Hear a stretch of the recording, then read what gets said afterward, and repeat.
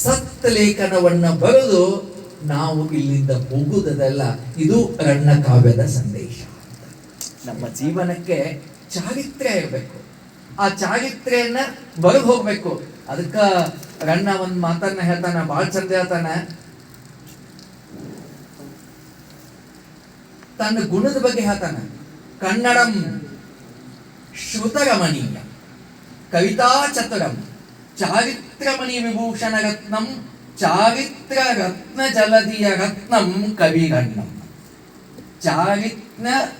ಚಾರಿತ್ರ ರತ್ನ ಜಲದಿಯ ರತ್ನಂ. ಬಹಳ ಹೆಮ್ಮೆಯಿಂದ ಇರ್ತಾನ, ನಾನು ಚಾರಿತ್ರವಂತನಾದಂತಹ ಕವಿ. ಬಹುತೇಕ ಆ ಚಾರಿತ್ರವಂತನಾದಂಥ ಕವಿ ಇರೋದ್ರಿಂದನ 1000 ವರ್ಷ ಕಳೆದರೂ ಸಾಯದೆ ಬದುಕಿದ್ದಾನಲ್ಲ, ಅದು ಅವನ ಚಾರಿತ್ರ್ಯಕ್ಕೆ ಸಾಕ್ಷಿ ಅಂತ. ಎಷ್ಟು ವರ್ಷ ಆಯ್ತು, 1000 ವರ್ಷಗಳ ಕಳೆದು ಹೋದರೂ ಕೂಡ ನಾವು ರಣ್ಣನನ್ನ ಇವತ್ತಿಗೂ ಕೂಡ ಬದುಕಿಸಿದೀವಿ. ರಣ್ಣ ಬದುಕ್ಸಾನ. ಬಹುತೇಕ ರಣ್ಣನನ್ನ ನಾವು ಬದುಕಿಸಿದೀವೋ, ನಮ್ಮನ್ನ ರಣ್ಣ ಬದುಕ್ಸಾನ ಗೊತ್ತಿಲ್ಲ. ಬಹುತೇಕ ನಮ್ಮನ್ನ ರಣ್ಣ ಬದುಕ್ಸಾನ. ನೀವು ಮತ್ತೆ